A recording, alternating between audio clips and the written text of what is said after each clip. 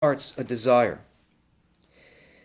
Now, because this is a process, and this is only the halfway point, this broken, shattered aspect of the collective soul in which we experience isolation, separation from each other, a kind of antagonism towards each other, a desire to exploit each other, and an experience of the physical world, this is the halfway point, and it is going to be corrected. It's going to rise back up through this system of worlds, back into this state of adhesion with the Creator, but it can't do it all at once.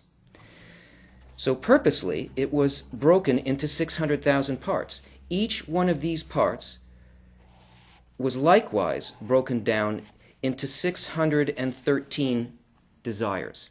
That is, each individual desire within Adam Harishon consists of 613 desires that can be corrected. The parts are small enough. It's like dividing a huge treasure and giving a coin to each person, knowing that each one will return this quality of bestowal, this point in the heart that's placed inside of it, can be trusted to bring that point back to its origin and put the treasure back together as a collective once again.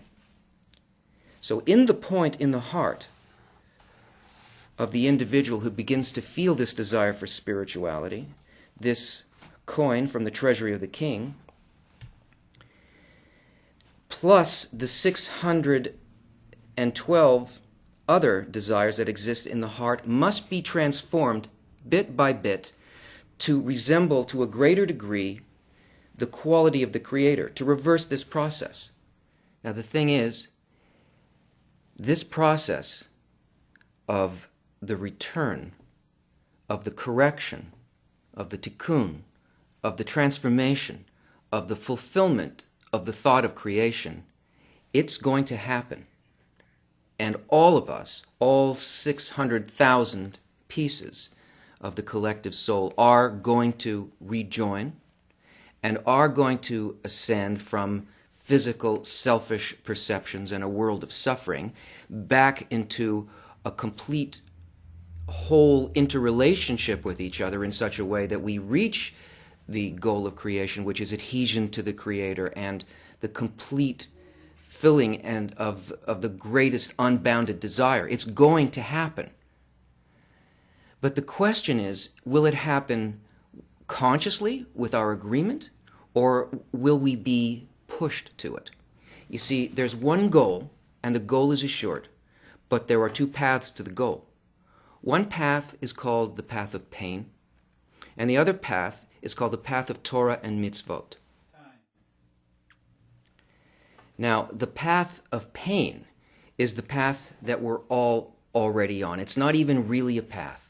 It's what we see as the slow, grinding evolution of humanity that we call history. It is a kind of clinging to our physical way of perceiving, to the characteristic that we really need to transform. And as a result of this non-conscious involvement with the process of development, we find ourselves being pushed by events.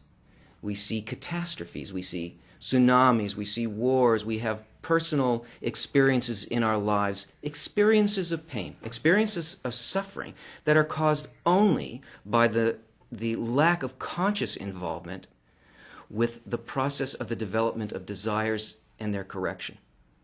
Now this path can go on and on and on, and it's disastrous. Once the point in the heart appears in a person, though, it becomes a conscious involvement. And this is the path of Torah and mitzvot. Torah means instruction by the light. And mitzvot means a transformation of a quality of one of the 613 desires from its egoistic expression to its altruistic expression. Every event that happens in our lives is really a mitzvah, a possibility for transformation being presented to us. Now, when I say the word mitzvah, I don't mean like the physical commandments where you are instructed to do a certain thing and there's a list of all these things in the Shulchan Aruch, in the table of the Jewish law, and so on. do this physical thing. Now, I'm not saying don't do the physical thing. But what I mean is that this is an inner correction. It's a correction of desire. So whether you do the external good deed, whether it's a religious good deed or whether it's something that we consider to be something nice for somebody else, you can do any external deed and you can be filled with hatred and selfishness. You can't measure anything by that. Talking about one of these 613 desires that's presented to us as an event in our life. Our entire lives are planned in such a way by this process of development to present us with the opportunity to take what we first feel as a desire to receive for myself in a given situation and transform that into its altruistic form, to try to understand what the thought of the Creator is, the thought behind giving me that situation.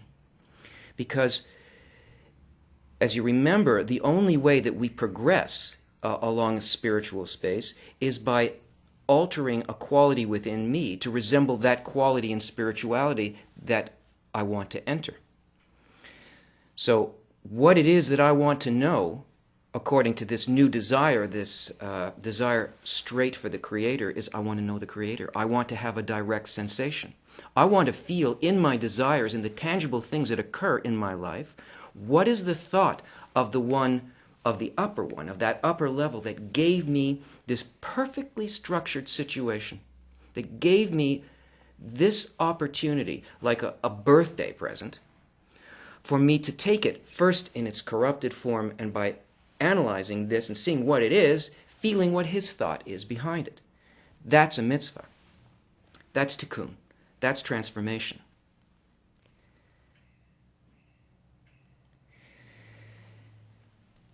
These 125 states by which we descended from our connection to the complete reality down into our separated status as individual people and desires, these 125 steps are also completely encompassed by these 613 mitzvot.